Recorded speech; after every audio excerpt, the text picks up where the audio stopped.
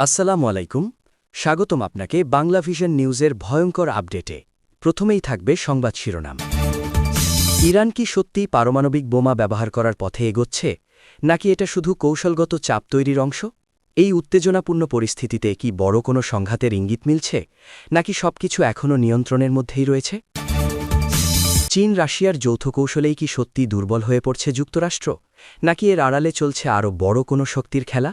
বিশ্ব রাজনীতির এই পাল্টে যাওয়া সমীকরণে শেষ পর্যন্ত কার প্রভাব বাড়বে, আর কার অবস্থান সবচেয়ে বেশি নড়বড়ে হয়ে উঠছে?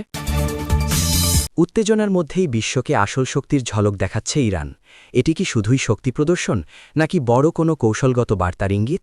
এই পদক্ষেপে কি নতুন করে শক্তির ভারসাম্য বদলাতে যাচ্ছে, নাকি সামনে অপেক্ষা করছে আরও বড় কোনো সংঘাতের সম্ভাবনা?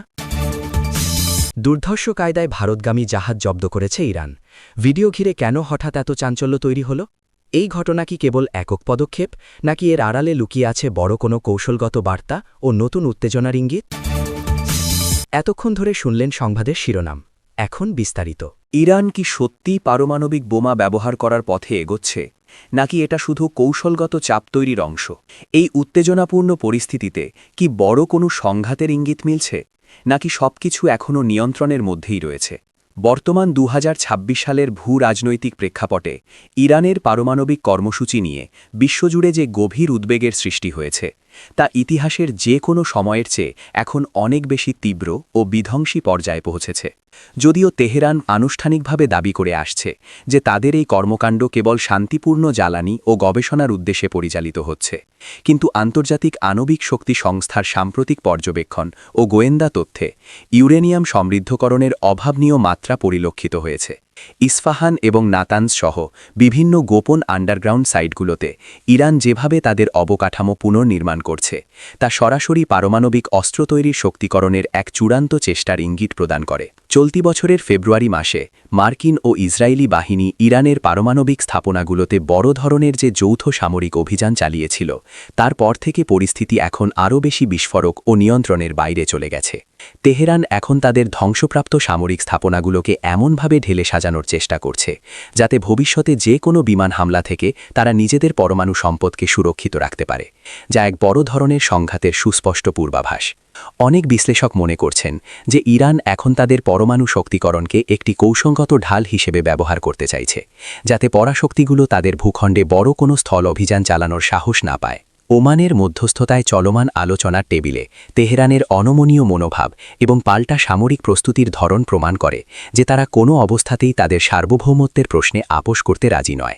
এই মুহূর্তে ইরান ও যুক্তরাষ্ট্রের মধ্যকার উত্তেজনা এমন এক সন্ধিক্ষণে দাঁড়িয়েছে, যেখানে একটি ছোট ভুল হিসেব নিকেশ পুরো মধ্যপ্রাচ্যকে এক দীর্ঘস্থায়ী ও বিধ্বংসী যুদ্ধের আগুনে পুড়িয়ে দিতে পারে। পরিস্থিতি এখন আর কেবল নিয়ন্ত্রণের মধ্যে নেই, বরং এটি একটি স্নায়ুযুদ্ধের চূড়ান্ত সীমা অতিক্রম করে সরাসরি সংঘর্ষের দিকে ধাবিত হচ্ছে, যা সারা বিশ্বের নিরাপত্তা ও অর্থনীতির জন্য চরম হুমকির কারণ। চীন রাশিয়ার যৌথ কৌশলে কি সত্যি দুর্বল হয়ে পড়ছে যুক্তরাষ্ট্র, নাকি এর আড়ালে চলছে আরও বড় কোনো শক্তির খেলা? বিশ্ব রাজনীতির এই পাল্টে যাওয়া সমীকরণে শেষ পর্যন্ত কার প্রভাব বাড়বে, আর কার অবস্থান সবচেয়ে বেশি নড়বড়ে হয়ে উঠছে? চীন এবং রাশিয়ার মধ্যে বর্তমান ২০২৬ সালে যে শক্তিশালী কৌশলগত ও সামরিক অংশীদারিত্ব গড়ে উঠেছে, তা বিশ্বমঞ্চে গত কয়েক দশকের মার্কিন একক আধিপত্যকে এক নজিরবিহীন চ্যালেঞ্জের মুখে ঠেলে দিয়েছে, যা দাবার ছকের মতো পাল্টে দিচ্ছে। বেইজিংয়ের ক্রমবর্ধমান অর্থনৈতিক প্রভাব এবং মস্কোর সামরিক অভিজ্ঞতা যখন একীভূত হয়, তখন তা ন্যাটোর মতো পশ্চিমী সামরিক জোটগুলোর জন্য এক বিশাল ও দুর্ভেদ্য প্রাচীর হয়ে দাঁড়ায়, যা অতিক্রম করা ওয়াশিংটনের জন্য ক্রমশ কঠিন হয়ে পড়ছে।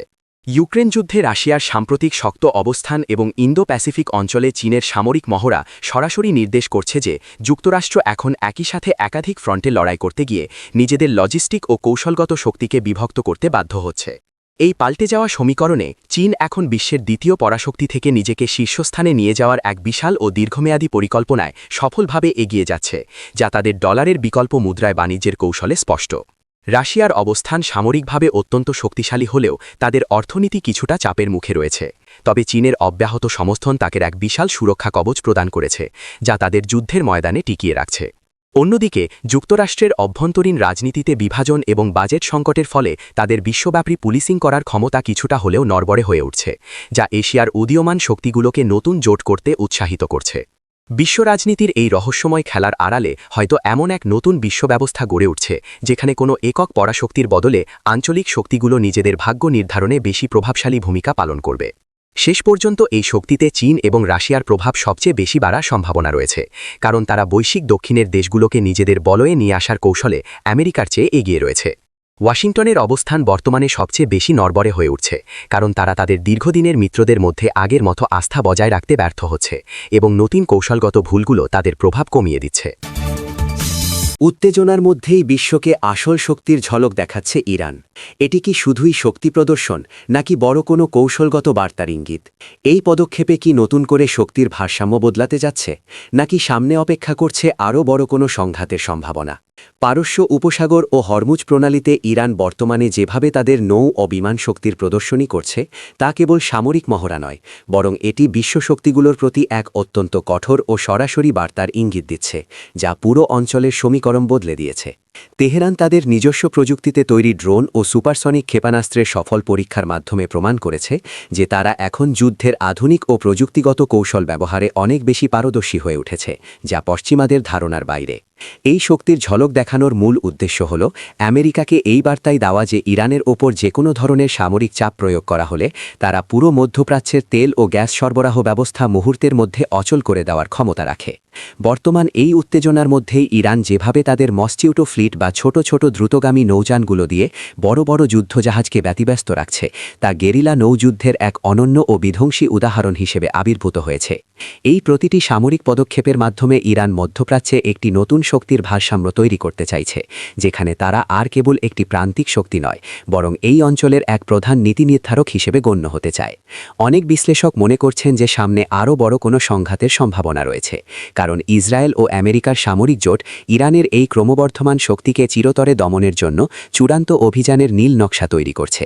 মধ্যপ্রাচ্যের আকাশে এখন যুদ্ধের কালো মেঘ ঘনীভূত হচ্ছে এবং প্রতিটি সামরিক ড্রিল বা মহড়া আসলে একটি বড় মাপের প্রক্সি অথবা সরাসরি যুদ্ধের পূর্ব প্রস্তুতি হিসেবে কাজ করছে, যা যে কোনো সময় শুরু হতে পারে। এই পরিস্থিতির ফলে সৌদি আরব ও তুরস্কের মতো দেশগুলো এখন তাদের সামরিক বাজেট বহুগুণ বাড়িয়ে দিয়েছে, যা এই অঞ্চলে এক ভয়াবহ ও দীর্ঘমেয়াদী অস্ত্র প্রতিযোগিতার পথ প্রশস্ত করছে। শেষ পর্যন্ত ইরানের এই শক্তির আস্ফালন বিশ্ব রাজনীতিতে তাদের অবস্থানকে আরও মজবুত করবে, নাকি তারা একটি বিশাল সামরিক বিপর্যয়ের দিকে ধাবিত হবে, তা জানার জন্য সামনের দিনগুলো অত্যন্ত গুরুত্বপূর্ণ। দুর্ধর্ষ কায়দায় ভারতগামী জাহাজ জব্দ করেছে ইরান। ভিডিও ঘিরে কেন হঠাৎ এত চাঞ্চল্য তৈরি হলো? এই ঘটনা কি কেবল একক পদক্ষেপ, নাকি এর আড়ালে লুকিয়ে আছে বড় কোনো কৌশলগত বার্তা ও নতুন উত্তেজনার ইঙ্গিত? সম্প্রতি হরমুজ প্রণালীতে ভারতগামী জাহাজ এপামিনন্ডাস জব্দ করার ঘটনায় ইরান যেভাবে তাদের কমান্ডো অভিযানের ভিডিও প্রকাশ করেছে, তা আন্তর্জাতিক মহলে এবং বিশেষ করে ভারতে এক বিশাল চাঞ্চল্যের সৃষ্টি করেছে, যা অনেক অমীমাংসিত প্রশ্নের জন্ম দিয়েছে। ভিডিওতে দেখা যাচ্ছে অত্যন্ত দুর্ধর্ষ কায়দায় স্পিডবোট এবং ড্রোন ব্যবহার করে ইরানি বিশেষ বাহিনী জাহাজটির নিয়ন্ত্রণ গ্রহণ করছে, যা মূলত ভারতের মতো বন্ধু দেশের সাথে তেহরানের কূটনৈতিক সম্পর্কের মাঝে এক বিশাল ফাটল ধরাতে পারে।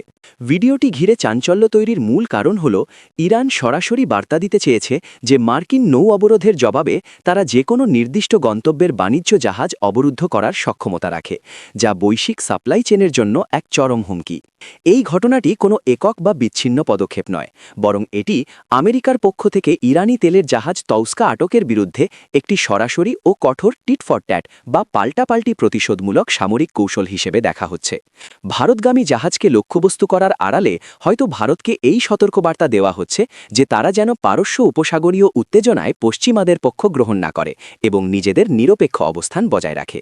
এই পদক্ষেপটি বিশ্বজুড়ে নৌ বিমার খরচ এবং পণ্য পরিবহনের ঝুঁকি বহুগুণ বাড়িয়ে দিয়েছে, যার ফলে এশিয়ার উদীয়মান অর্থনীতির দেশগুলো এখন চরম দুশ্চিন্তার মধ্যে রয়েছে।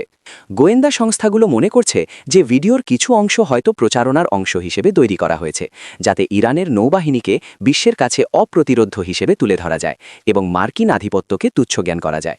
এই নতুন উত্তেজনার ইঙ্গিতটি হল ভারত মহাসাগর থেকে শুরু করে লোহিত সাগর পর্যন্ত প্রতিটি জলপথ এখন যুদ্ধের ছায়াচ্ছন্ন রণক্ষেত্রে পরিণত হয়েছে, যেখানে বাণিজ্যিক জাহাজগুলো সবচেয়ে বেশি ঝুঁকির মুখে রয়েছে।